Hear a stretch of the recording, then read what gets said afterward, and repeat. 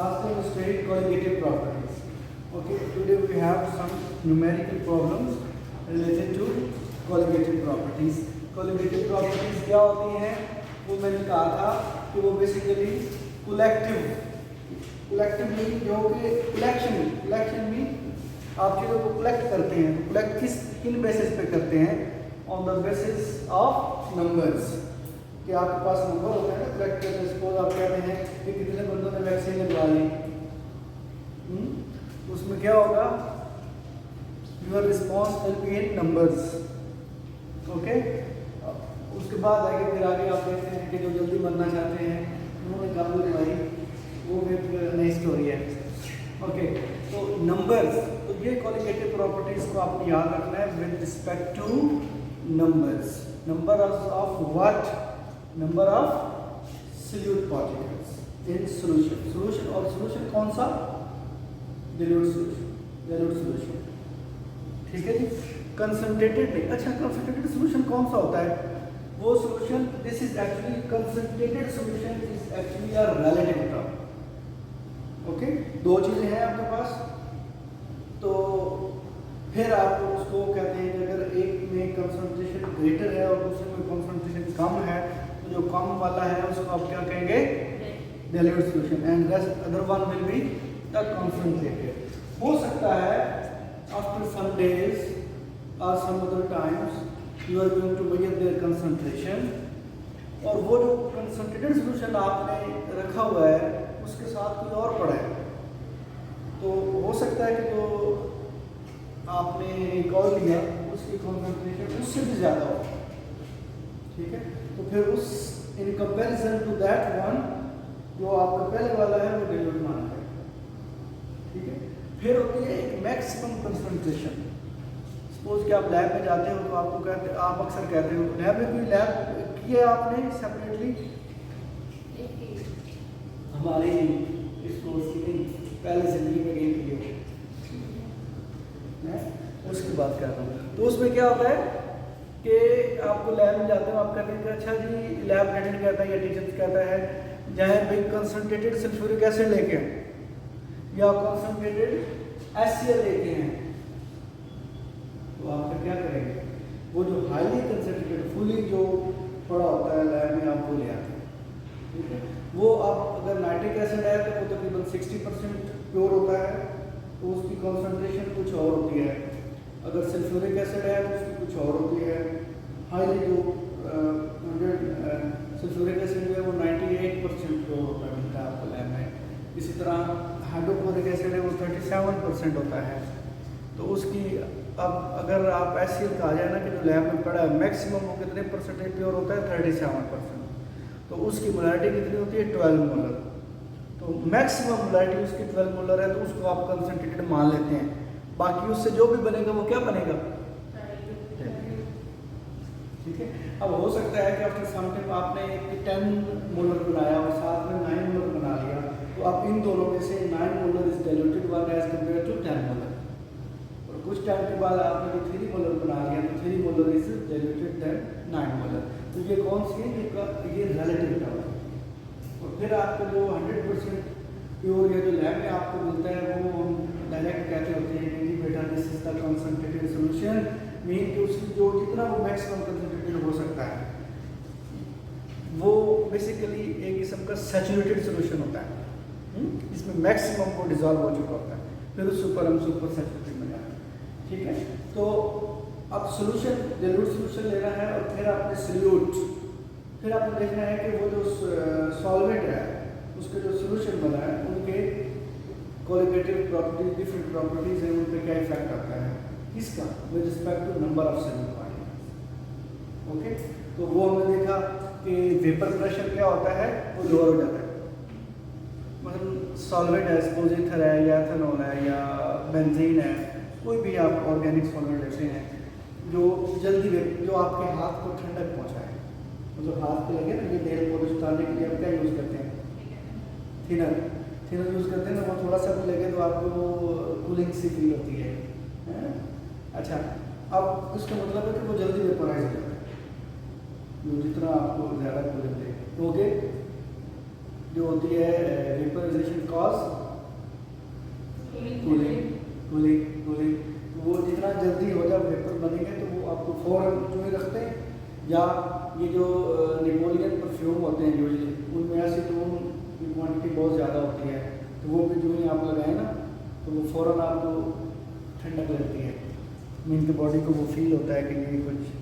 तो वो अभी जितने भी ये शामी मार्केट में चले गए जितने परफ्यूम सब एसीटोन या वाली इस किस्म की चीज़ें ना वो हाईली वेपराइज डाल देते हैं, ताकि जो ही आप परफ्यूम करते हैं तो फ़ौरन उड़ जाता है, उड़ जाना खरीदा जाना वो क्या होता है उड़ जाता है और फिर आपके ऊपर तो वो ज़्यादा देर तक खुशबू रहती है। ये बड़ा प्रॉब्लम होता है इनका। अच्छा, अब वो जल्दी कूलिंग कॉज करेगा, ठीक है। उसके मुकाबले में आप वाटर ले लें, उससे नेल पॉलिश उतारें तो आप उतर तो जाएगी खैर, मगर विद सम असिस्टेंस कुछ। तो अब वो जल्दी वेपराइज हो जाता है। जल्दी वेपर बनता है, उसका बॉइलिंग पॉइंट कम होता है। क्यों कम होता है? क्योंकि बॉइलिंग पॉइंट वो चीज़ होती है कि जब आप पॉइंट नीचे आने से या डिक्रीज होने से क्या मीनिंग्स हैं। अगर कोई एक चीज़ पहले हायर टेम्परेचर पे फ्रीज हो रही है तो लोअर जब उसका फ्रीजिंग पॉइंट लोअर हो जाएगा तो क्या वो मज़ीद हायर टेम्परेचर पे फ्रीज हो जाएगी या लोअर टेम्परेचर पे फ्रीज होगी? फ्रीजिंग पॉइंट लोअर हो जाना, जिस तरह मैंने कहा कि elevation point mean elevation mean increase. इस तरह कोई चीज़ लो टेम्परेचर पे बॉयल हो रही थी, after adding of solute particles non volatile it's boiling temperature will be राइज्ड, increase हो जाएगा, है बिल्कुल वो इंक्रीज हो जाएगा। अच्छा, अब वही जो इंक्रीमेंट है उधर इंक्रीज है इधर डिक्रीज है फ्रीजिंग पॉइंट। अब अगर कोई चीज़ 0 डिग्री सेल्सियस पे फ्रीज होती है 0 डिग्री से, अब अगर उसका बॉइलिंग उसका डिप्रेशन आ गया उसमें तो वो 0 पे फ्रीज नहीं होगी, वो उससे लोअर टेम्परेचर पे फ्रीज मीन कि 0 पे नहीं -2 पे -3 पे। इसी तरह क्या होता है कि ये अक्सर आपने रशियन मूवीज़ देखें या अमेरिकन मूवीज़ देखें ना कि वो जहाँ पे जब आइस होती है तो रोड पे तो गाड़ी चल रही होती है, ऊपर तो आइस थोड़ी होती है, इधर उधर आइस हो जाती है। वो क्या होता है कि रोड पे वो कोई ऐसा मटीरियल सॉल्ट डाल देते हैं, यूजली सोडियम क्लोराइड या पोटेशियम क्लोराइड। तो वो क्या होता है सॉल्ट डालने से क्या होता है कि उस एरिया का फ्रीजिंग पॉइंट लो हो जाता है। एक फर्स्ट टेम्परेचर एनवायरनमेंट का क्या रहता है, सपोज 0 डिग्री सेल्सियस है, -3 कर लें जी, ठीक है।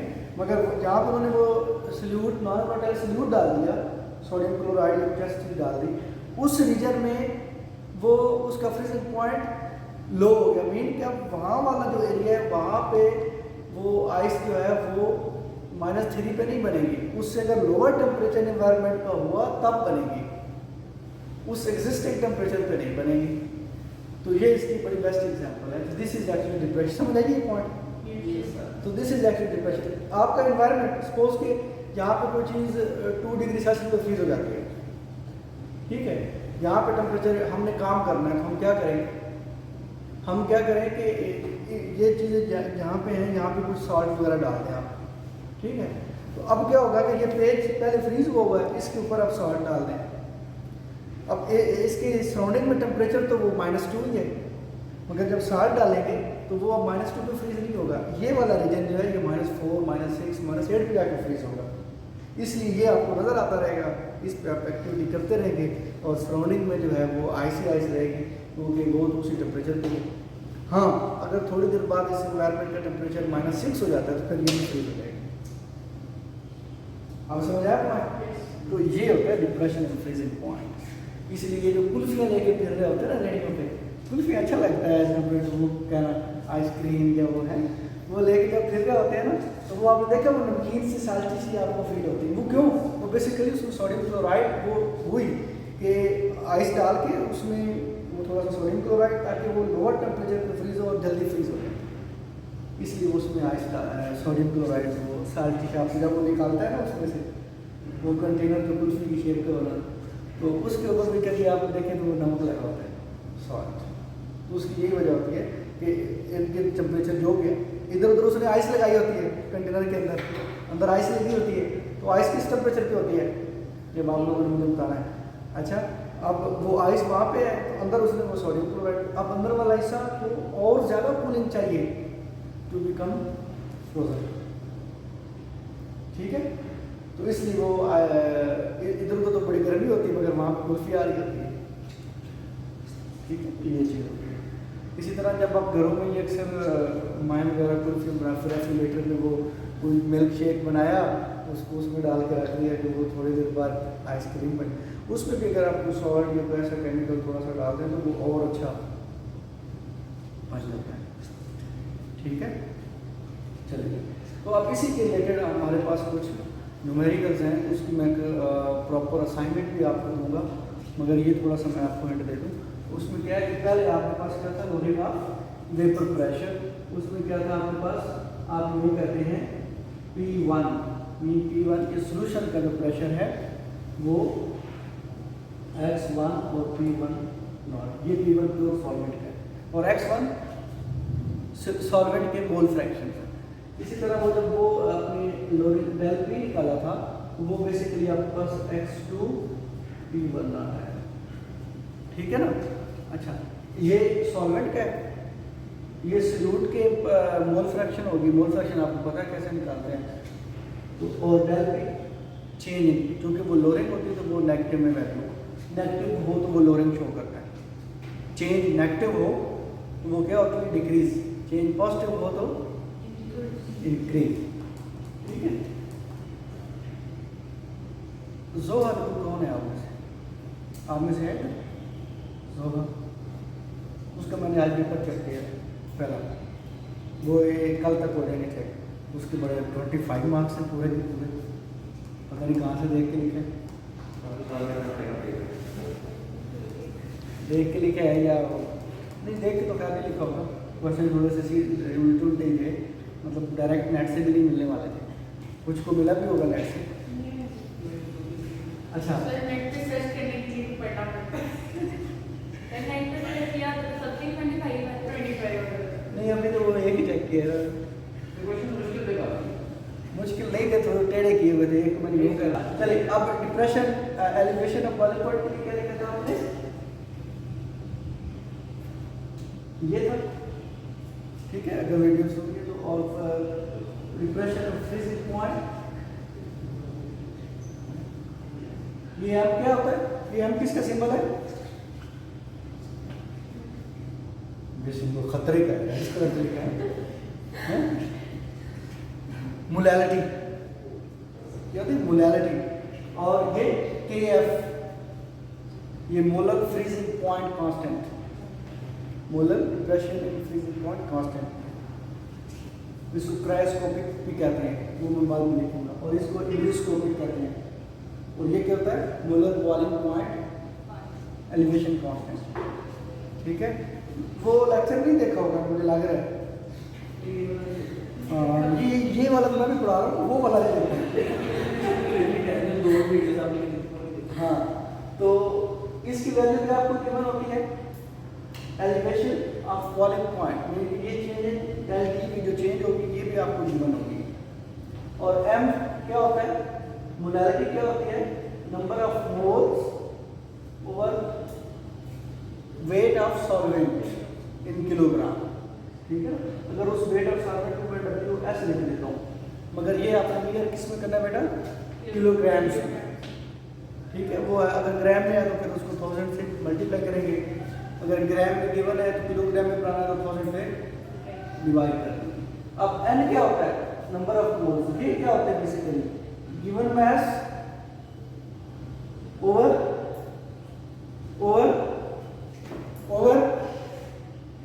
जो वक्त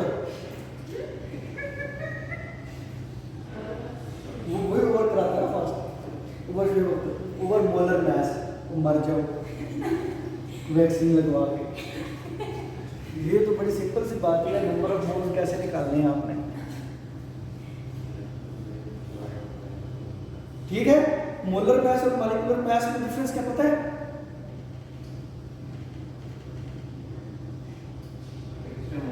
दूसरी डोज भी लगाओ,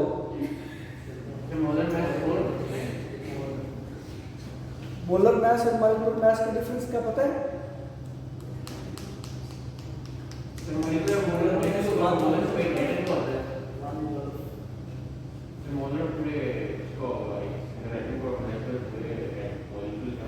यस यस।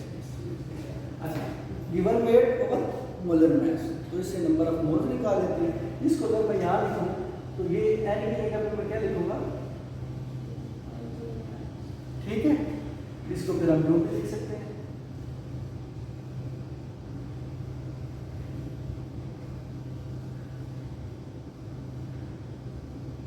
ठीक है, ये बात शुक्र है। और इधर अगर आपको मोलर मैस निकालना हो सल्यूट का, आपको नहीं पता कौन सा सल्यूट मलिक उसमें डाल दिया उन्होंने सड़कों में, तो वो अगर उसका मोलर मैस निकालना है तो वो आप ये वाला फार्मूला यूज करेंगे। अच्छा, उसमें क्या है फिर, अब मोलर मैस आ गया, इसको उधर मल्टीप्लाई करें, del T B multiply by molar mass multiply by US is equal to A B multiply by this W. ठीक है, अब आपने क्या फाइंड करना है, ये वाला पार्ट ऐसे करके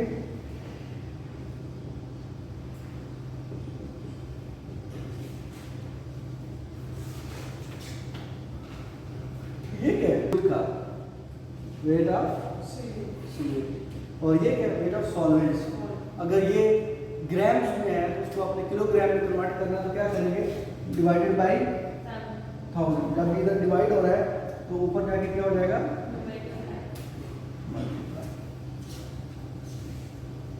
ठीक है। तो इसी तरह अगर आपके पास ये है,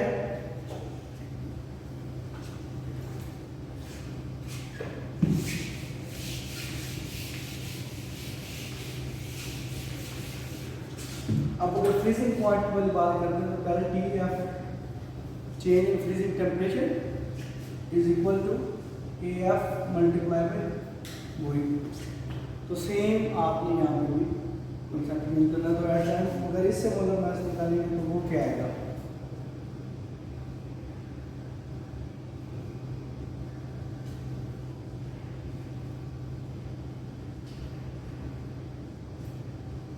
जी ये ठीक है।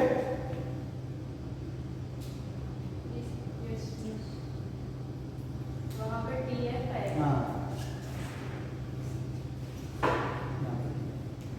ठीक है, तो यहाँ पे आप यूज कर सकते हैं। ठीक है, तो इसी तरह अगर आपको ये वैल्यूज गिवन है सारी, तो आप सॉल्यूट का मोलर मास यूज कर सकते हैं, फाइंड कर सकते हैं। इसी तरह आपके पास जब ऑस्मोटिक प्रेशर होता है तो उसमें हम ये pi v is equal to NRT लिखते हैं। ठीक है, ये मैंने वो उसको लेक्चर में बताया हुआ जो आपने नहीं देखा। तो अगर ये osmotic pressure P is equal to N/V RT। N/V क्या होता है, number of moles divided by volume, concentration, clapping. और ये कौन सी कंसंट्रेशन है, मोलर कंसंट्रेशन। तो इसको हम फिर MRT लिख सकते हैं। अब यहाँ से भी आप मोलरिटी से, अगर ये N/V है, N किसके इक्वल होता है, ये N क्या है, वेरी गुड। तो नंबर ऑफ मोल्स किसके इक्वल होते हैं, mass given mass molar mass. तो अगर इसकी वैल्यू आप यहाँ पर करें तो फिर भी आप मोलर मास निकाल सकते हैं। ठीक है, तो ये जो क्वालिटेटिव प्रॉपर्टीज हैं इनका बहुत बेनिफिट है। स्वाप तो अब इनका बेनिफिट ये है कि इससे एक तो आपको ये आइडिया हो जाता है कि मोलर मास फाइंड कर सकते हैं, फिर आपको ये आइडिया हो जाता है कि आपने कहाँ पे क्या चीज़ यूज़ करनी है। सपोज कि अगर कहीं पे बॉइलिंग पॉइंट इंक्रीज़ कराना है, हायर टेम्परेचर पे काम करना है, उसी सॉल्वेंट को यूज़ करते हुए अपनी हायर टेम्परेचर पे काम करना है, तो कौन सा ऐसा नॉन वोलेटाइल सॉल्यूट डालने के लिए, तो वो हर सॉल्यूट और सॉल्वेंट की कुछ वैल्यूज डिफरेंट होती है, वो हमें लिटरेचर से मिलती हैं।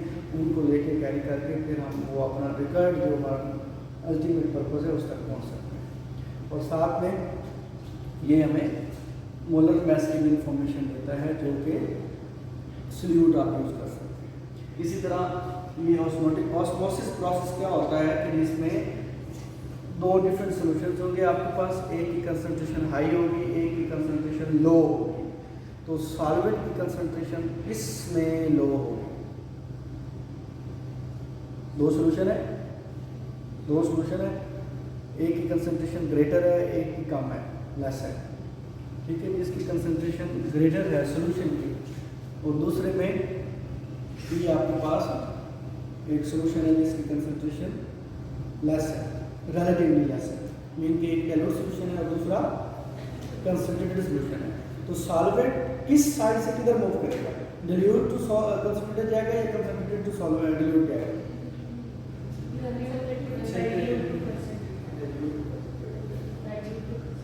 अच्छा, डाइल्यूट टू कंसंट्रेटेड कौन कौन कह रहा है? हाथ खड़ा करें, ऊंचा कर लो, सही कह रहे हो, आपने भी कहा था, तो हाथ ऊंचे कर लीजिए।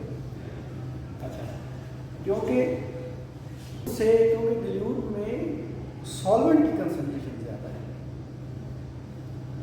हमने सॉल्वेंट का मूवमेंट देखना है, जिसमें सॉल्वेंट की कंसंट्रेशन ग्रेटर है वहाँ से वो मूव करके दूसरी साइड पे जाएगा। तो जो डाइल्यूट सॉल्यूशन डाइल्यूट सॉल्यूशन में सॉल्वेंट की कंसंट्रेशन ज़्यादा होती है, उस प्रोसेस को जब को सॉल्वेंट जो है वो डाइल्यूट सॉल्यूशन से मूव करके किधर जाता है, कंसंट्रेटेड सॉल्यूशन की तरफ, इस प्रोसेस को कहते हैं ऑस्मोसिस। ठीक है, बड़े सिंपल वर्ड्स में मोबाइल की मेम्ब्रेन लगा देते हैं। ठीक है, तो वो लोअर कंसंट्रेशन से हायर कंसंट्रेशन की तरफ सॉल्वेंट की मूवमेंट को क्या कहते हैं, ऑस्मोसिस।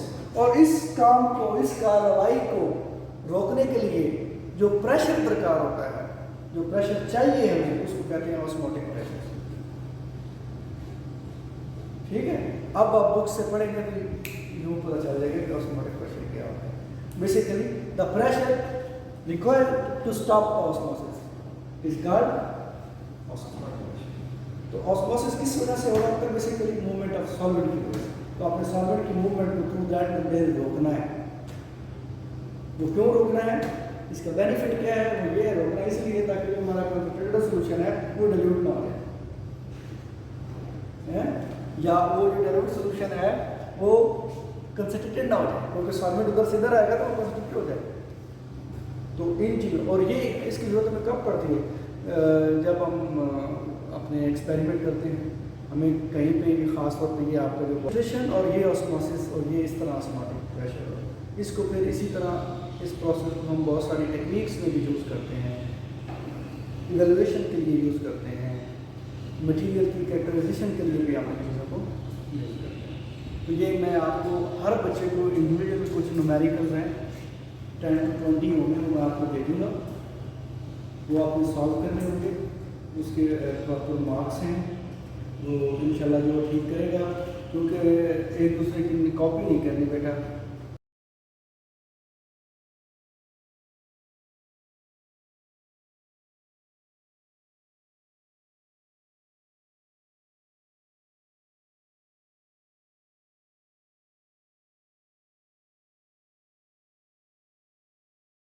हैं